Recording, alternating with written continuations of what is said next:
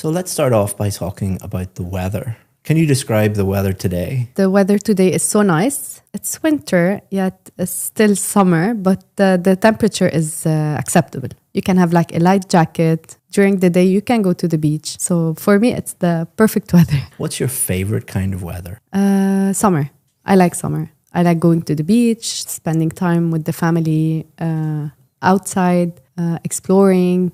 Yeah. Is there any type of weather you really don't like? I like winter, but I don't like to be in a place where it's like minus 20 degrees. I like to go outside, not to be stuck at home. Let's talk about photography. Do you like taking photos?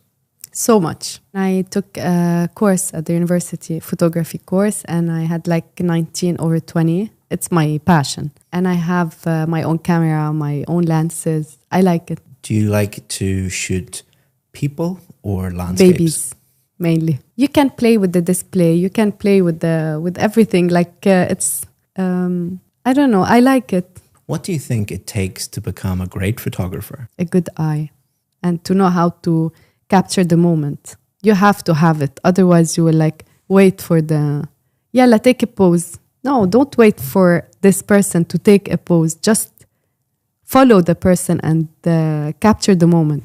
Now let's talk about animals. Do you like animals? So much, especially dogs. I had dogs in my life, but my main issue was my mom. So because she used to have allergy, I used to take them back to my grandma. At that time, I felt like I have a baby at home.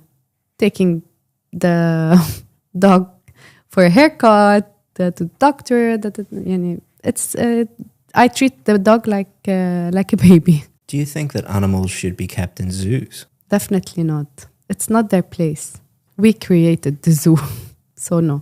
It's their freedom. You cannot put them in a cage where they have to sit there, or the birds.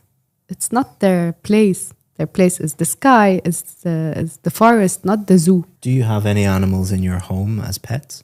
Now, no. I used to have dogs, but now, no. Because of the weather here. I feel it's difficult to have a dog at home. To take the dog outside for a walk in like 50 degrees. So, no. I would love to have, but no, not here.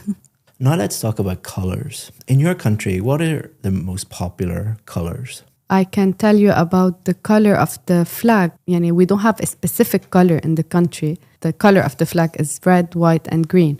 My favorite color is black. So I don't know. We don't have a specific color in the country. Do you prefer to wear dark colors or light colors? Recently, both. Before, I used to like dark colors more. Maybe when I lost weight, I switched to bright and light colors. Do colors affect your mood? Definitely. If you live in a dark room, you will feel like everything is dark. That's why I like to have white walls, everything white. You feel the house is bright and it reflects on you. So I'll describe the house of my grandma. So who lives there? My grandma lives there. And my grandpa used to live there. Where the property is, it's in the mountain in Beirut, in Lebanon. What it looks like a castle for me. It's not a castle, but for me, it's like a castle. We have a lot of memories there. That's why I decided to talk about this house. If you like it, definitely I do. I like this house, as I mentioned, because it reminds me of my childhood and the best days we spent there, and we're still spending when we go to see her. We have a lot of memories. We had good food.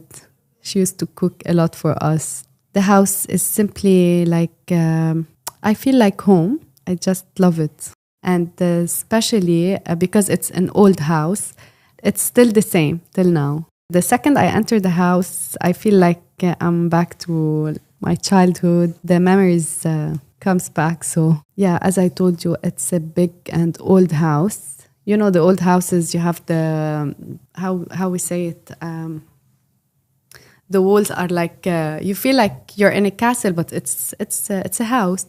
The smell of the nature, the garden, everything. I like everything in this house. So we've been talking about a house that you like, and we're going to continue to talk about houses. Do you think it's better for people to live in an apartment or a house? To thank you for watching this video, I want to give you a free course that has helped thousands of students improve their IELTS speaking score. What it's going to do is take you through every single part of the test and give you strategies for part 1, part 2 and part 3, and also allow you to practice at home for free and get feedback. To sign up for that for free, all you have to do is just click the link in the description. Thanks very much, and let's get back to the video. For me, it's better to live in a villa than in an apartment, because when you have babies, one, he will wake up the other one, so it's easier to live in a villa or in a duplex to separate the... Do you think it's better for someone to buy a house or to rent? It depends. If the prices are high like now, it's better to wait, because they will go down. So wait until you find the right time to buy. But definitely, yes, I'm with the buying. I'm not with the renting thing. I feel like I'm losing my money. Do you think that there is a certain age when someone should move out of their parents' home and move into their own home? For me, it's like when I got married, I moved. We don't have this in Beirut. Like at the age of 18, we have to move or we have to have our own apartment. No. At the contrary, I enjoy spending time with them. So what I'm going to do now is give you some feedback. We did one before and you've come back. To thank you for making it this far in the video, I want to give you 10% off our VIP course. The IELTS VIP course is the most successful IELTS course in the world. That is a fact because we have more Band 7, 8 and 9 success stories than any other IELTS course in the entire world. We do that by simplifying the whole IELTS process, supporting you with some of the best IELTS teachers in the world, and being with you every step of the way until you get the score that you need. All you have to do is just look down in the description, just click that, and you can sign up. If you have any questions about the VIP course, always feel free to get in touch with us. We answer 100% of the questions that we get. Hope that you become a VIP. If not, enjoy the rest of this free video. Your grammar is good, your vocabulary is good, your pronunciation is good. We really focused on coherence and fluency in the last one. Overall, your fluency and coherence was quite good. At times, you were searching for the correct word and that affected your line of thinking, and you would maybe avoid that. I think, again, you should not be afraid to paraphrase and explain the thing and say, I don't know the word for this, but explain what it is. I think because you live in the Middle East, you can often use Arabic words maybe and say, well, in Arabic, it's this. Yeah. And people will know, even English speakers would know what I'm saying. What you're saying. And of course, more people here speak both English and Arabic and then French and things like that. So maybe you're just not used to operating 100% in English. Yeah. That could be an issue. But overall, you did well. One thing that you did in part 2 was you looked at the cue card and you just said, who lives there? Started talking about that, where it is, what it looks like, explain why you like it. I felt I'm answering the question. You are very capable of not looking at this at all, but I didn't want to skip any question. Yeah, but you can skip them.